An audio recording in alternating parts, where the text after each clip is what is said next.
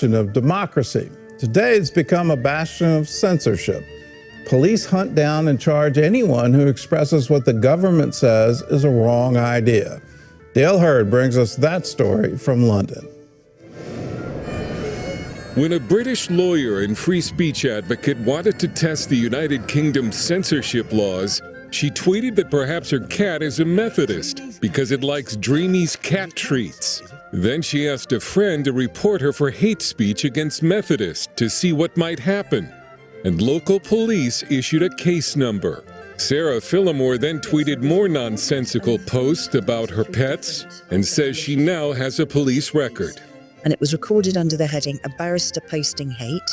When British police stopped Army veteran Adam Smith Connor as he was praying for a son lost to an abortion while standing in an abortion clinic buffer zone, officers' first question to him was, "What is the nature of your prayer?" What is the nature of your prayer? I'm praying for my son. And for that, Smith Connor was convicted of what many are calling a thought crime.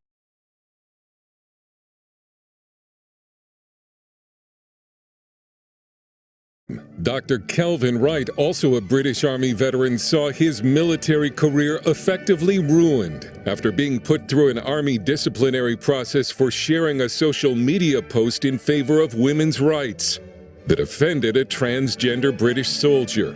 Although exonerated, Wright left the Army. So you ask me what the moral is? Well, the frightening moral is don't say any opinions. British police have investigated 250,000 so-called non-crime hate incidents in the last 10 years, an average of 66 every day.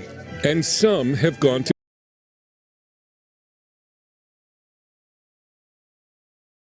prison. When it comes to freedom, Britain is at a tipping point. This is a nation that prides itself as being a champion of liberty. And yet some are warning that Britain is sleepwalking into a totalitarian future. Toby Young, the founder of Britain's Free Speech Union, says a few years ago he thought the censorship in Britain couldn't possibly get worse. Now he says that was naive.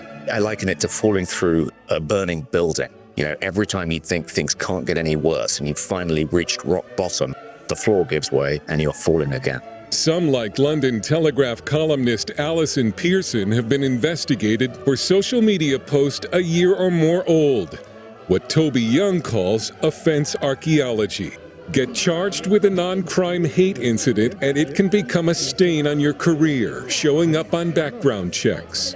No reasonable person wants to have on a police record that you are guilty of some form of hate. After former police officer Harry Miller faced charges of what police labeled transphobic hate speech in 2019, he began the organization Fair Cop to challenge law enforcement interfering with free speech. He was joined by Sarah Phillimore. The vast majority of police officers in this country are sick and tired of this nonsense.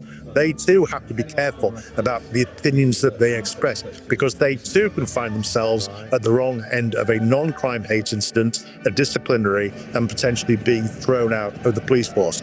But I've seen far too many police officers who look like they are enjoying what they're doing. While Britain does not have a First Amendment like the US, British common law is supposed to protect speech. However, news commentator Connor Tomlinson says you can't say Britain has free speech when only speech approved by the government is allowed. So no, we don't have free speech in this country. Instead, if you're a Christian, if you question the open borders, mass immigration agenda, or if you say some, let's say, febrile and ill-advised things on a social media app, but you are not a member of a state-approved left-wing NGO, then you will be sent to prison.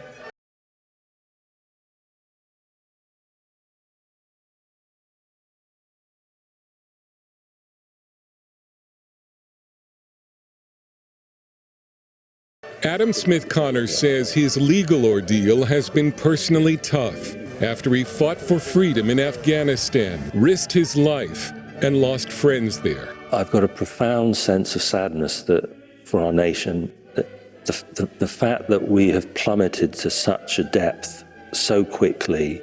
In his book 1984, George Orwell depicted a future totalitarian state modeled after Stalin's Soviet Union. He probably never imagined that Britain one day would be described as Orwellian. The idea that you can be criminalized for a non-crime, for instance, it's pure Orwell. This is straight out of 1984. As I told the police, 1984 is a dystopian novel. It is not a police how-to manual. Young believes free speech can be restored in Britain, but citizens must get involved. If we abandon our belief, our commitment to free speech, it'll be not just catastrophic for us, but catastrophic for the rest of the world. Dale Hurd, CBN News, London.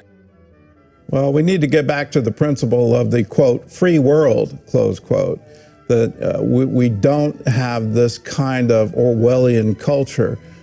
In the UK, it's called hate speech, and that's a crime. Here in the United States, it's still called hate speech. It's not a crime yet, but it can lead to cancel culture, where you are going to be publicly shamed, you're going to be deplatformed, your social media posts are going to be deleted.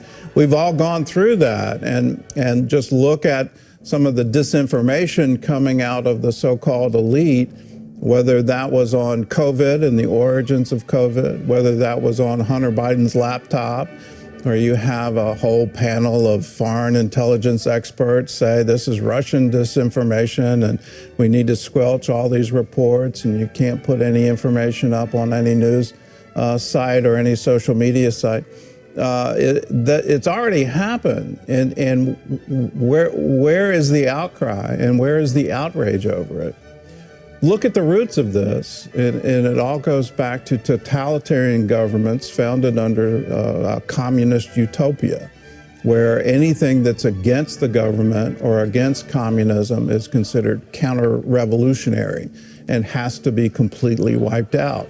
We're seeing on our college campuses things that are almost identical to the struggle sessions of the Cultural Revolution in the 1960s in China.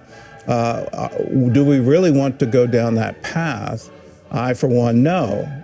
If people have speech I disagree with, I can disagree with it, but I want to absolutely support their right to say it.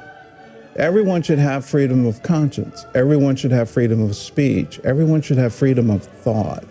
If we don't have that, we're no longer free.